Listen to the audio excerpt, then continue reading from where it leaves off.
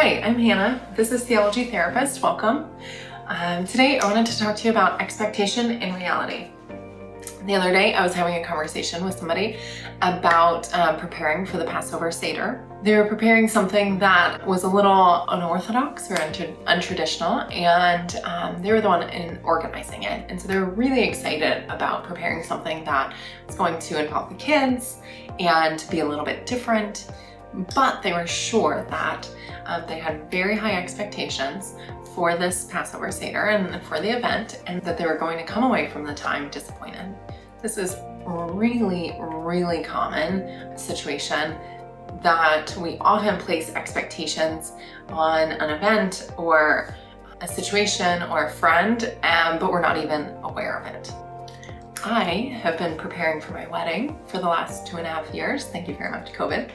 And it is rife with possibility for things to go wrong and to not turn out as I plan. Everybody has expectations, so what? What do we do with it? The tricky thing with expectations is that we often get it wrong. And when we get it wrong, we are left with feeling disappointed, angry, misunderstood, and a whole host of other emotions. Part of coping with our emotions is managing our expectations.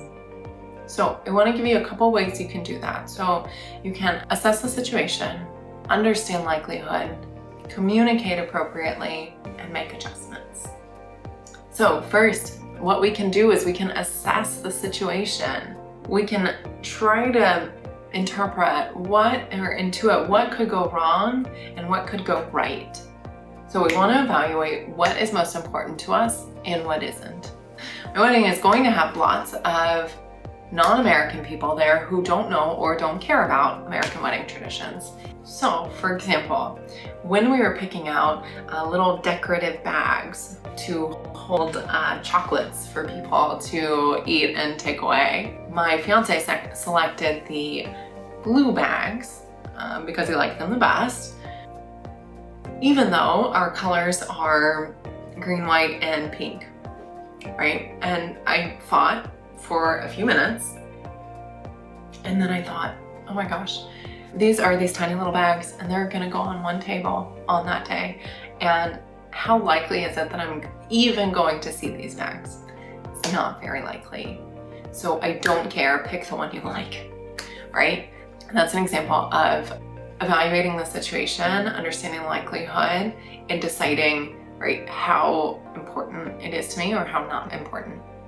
Another example of this is, in American tradition, bridesmaids and groomsmen, they walk in arm, and that's not something that I think other cultures maybe potentially have as a tradition.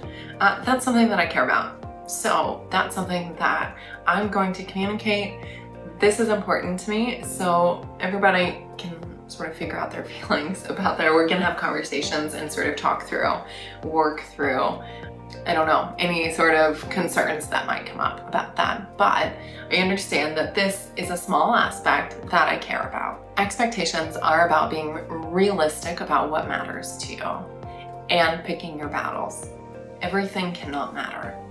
It's not possible. We don't have the capacity for that. Sometimes when we assess for possible outcomes, we only assess for the likelihood of potential negative outcomes. So when we are assessing for likelihood, we need to ask ourselves whether we're only considering the worst case scenarios, right? It's just as important to figure out what could go right. Whenever you realize what's important to you and you have assessed for likelihood, it is now time to communicate that to parties involved about what your expectations are. In the very first example I gave, we discussed how this person could give roles to adults for the Passover Seder so that they knew ahead of time what their involvement would be and they could be prepared. For my bridesmaids and groomsmen, I'm talking to them and their partners ahead of time so that they know what is going to happen and why. So we have mutual understanding of what the expectations are, and we can work through any concerns or any issues that arise in the moment before the moment of the wedding happens, right? Before the event itself. And then the last step is to make adjustments. I told you about the little decorative bags for the wedding. They're not in my color scheme, but I decided that's not so important to me. It's not. So that one's done. I've communicated what I expect. You can pick what you like, right? Done. So that situation we can move on with. The bridesmaids and groomsmen. So the making adjustments happens when I talk to them and their partners and I convey what's expected and here's the deal, whatever. And if they have concerns, right, that's the making adjustments part. So someone might say, oh, I'm concerned about whatever, you know? And so we can kind of try to find a compromise or a mutually beneficial outcome. Weddings are just such a great example of this.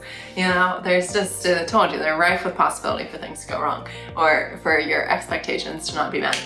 For like lots of times, people have a color scheme, like I mentioned. I told you what ours was, and you know, okay, so for my bridesmaids, I said, oh, just pick a dress in this color. It doesn't have to match. Don't care.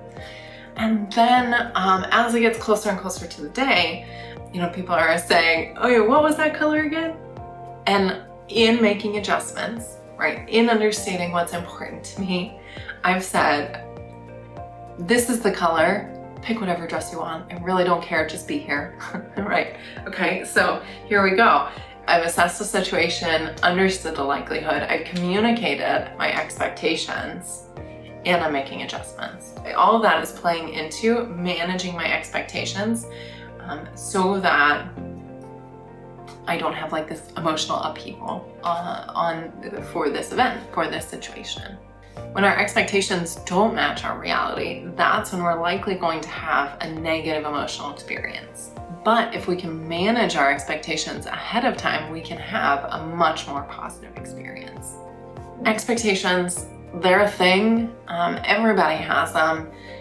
But I encourage you to, like if you're getting upset in a situation, to think, okay, are my expectations not matching the reality?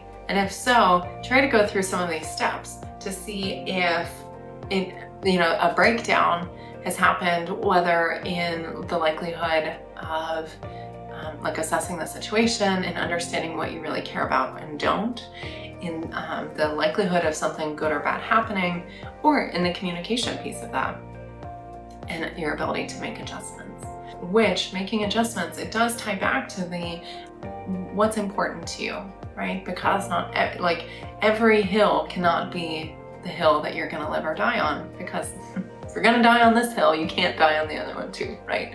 Expectations, they can really trip you up, but I'm hopeful that kind of going through these steps can be helpful in having more positive outcomes. Go ahead and leave me a comment if you've tried any of these, if you like them. Press that subscribe button so that you can stay up to date on all weekly videos. Looking forward to seeing you next time. Be well.